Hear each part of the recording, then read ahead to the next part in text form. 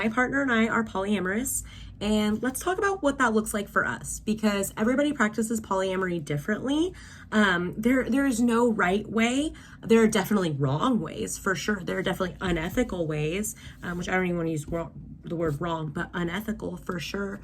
But everybody practices it differently, has different needs, and that's kind of the point. And as much as I'm a huge advocate for polyamory, I understand it is not for everybody. However, I do wish that it was seen as an option for everyone instead of monogamy being the default mode. I think that we are pretty brainwashed into thinking that monogamy is the only way. Like if I had a nickel for every time somebody said, I don't think I could do it, I get it. Jealousy is a feeling that you want to preserve. And that is not to say that like jealousy does not happen in polyamorous relationships. It does, like a lot. But it's more about like taking accountability when you feel those feelings, talking to your partner, having open and honest communications, addressing the jealousy rather than controlling the other person through that. So the way that my partner and I started out was in a throuple, which I don't advise, actually. I think that it's important to date individually, and then if it all works out to where people can all be in a relationship together, that's great. However, I don't think that two people seeking to add a third is generally a dynamic that's healthy. Sometimes, sure, sometimes, but it is few and far between, and it's usually predatory, especially toward young women. A lot of what I see in the dating apps is like a heterosexual couple looking for a third, and they have all these rules for what the third needs to be, and they don't treat that person like a person. And I mean, there's nothing wrong with seeking something for your relationship, especially if you're consensual and you know, and that other person knows what's happening. But I definitely think there's a lot of predatory things happening in that dynamic specific. So we started out in a throuple. I owned a business with my ex who, when we started out in a relationship, they were I had told him before we started, like before we were official, like, I don't know if I'm even into men anymore. I think that I'm just gay. I'm really questioning that. But the way that he loved me, I couldn't help but get into a relationship with him because I had never really felt somebody like love me like that. And so I kind of denied my instincts. And the relationship progressed. They came out as non-binary, which was honestly more of a draw to me, that the fact that they were more feminine than just a typical man. So that was, appealing. But then we started dating together. And that is where the mistake lied. We probably should have dated separately and individually. They were also lying to me a lot about like their interactions with other people. They had like a FetLife account that I found out that they were like messaging people on, and I was like, whoa, you're not telling me about any of this. Like, we're supposed to be doing this honest and open. And it was problem after problem that I didn't recognize because I was still fairly new to polyamory. I remember the first time that I ever heard polyamory as an option. I was at a art show like an art gallery in Monterey, and the lady who was running the shop was talking about her fiance and their girlfriend, and that's when my ears perked up, and I was like, that's an option? But I had never like really explored it before then. So my partner and I, we went on dates. They seemed to be interested in every person that we went on a date with, and I was not. I was like, that's not how this works. Like, I need to feel connection and like actual intimacy and attraction, not just, we're so excited to have a threesome. Because yeah, ultimately at the end of the day, I'm into that. I'm into the idea of like a threesome kink. However, that doesn't mean that's what I'm looking for. And I think there's a lot of nuance with polyamory that just gets like kind of disregarded. So then we met this partner that I have now, and I was pretty immediately smitten with her. Like, I liked her a lot. And of course my partner did, because first of all, she's hella likable, but second of all, my partner liked everybody. And so then just seeing the way that they interacted with her and the way that they like didn't really respect her boundaries, they couldn't really take no for an answer. That was a big ick for me, and like that I hadn't really seen, and it made me like recollect on our relationship and where I was unhappy. And I definitely think that we were trying to like fix something by dating together that was irreparable. Like we couldn't We couldn't solve those by bringing a third person in. And our ultimate goal was like, how do we find a third person that fits into our livelihood and like could be part of this business with us? Or, you know, we were looking at it from a place of like building a polycule, basically.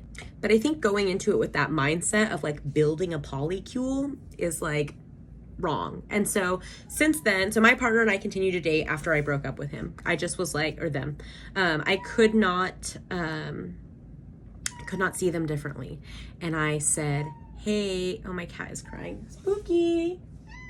So that ended far messier than I anticipated. They always used to tell me, our love transcends. We're always going to be in each other's lives. The way that we love each other, we are connected so deeply. We have this business. Like, I fell for it. I truly fell for it. Because within a week of me ending the sexual relationship, they tried to force themselves on me, and they were engaged to a new person that they had been lying to me about that whole time, that they had been spending time with, that apparently I was completely clueless. Which, like, if you're polyamorous and you're still being shady, why? You have no reason to. So then my partner and I started in our relationship, and yeah, we were not on the same page in the beginning, and it was a little up and down. I don't think she really knew who she was. We broke up at one point because I was asking a lot of something that she had never really been in, like a deep, committed, like loving relationship. She always kind of took her relationships as just like surface level, and I didn't. I was like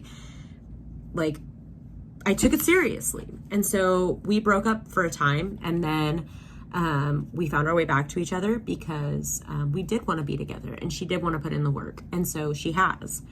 And that is ultimately, I feel like, the difference between dating men and dating women, is that women have generally been willing to put in the work and men have not.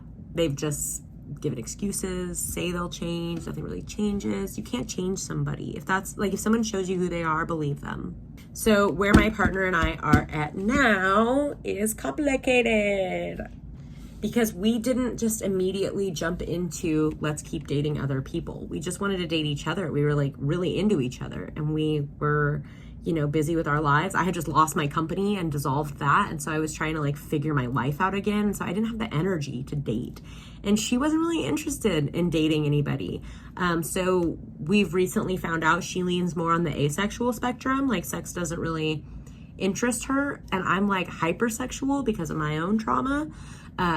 So for a long time, I more just kind of considered her needs and just kind of repressed my own, because I didn't want her to feel pressured, and I didn't want her, I still was kind of not accepting of my polyamorous self. Oh my gosh, spooky. What?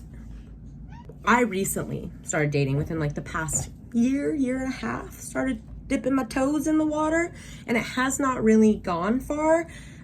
Mostly because like I'm not really interested in dating other women right now.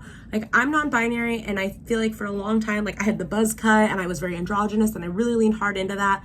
But I've really leaned hard into my femme side in the past like 2 years, because I feel like I denied that for a long time just because of patriarchy. It tells us like not to be girly. And so I think that as I've been dismantling patriarchy in my mind, I've leaned really hard into my femme side. I've been growing my hair out, I've been doing my makeup, I've been feeling all girly. So I'm not really interested in dating other women right now. It's not saying that I wouldn't.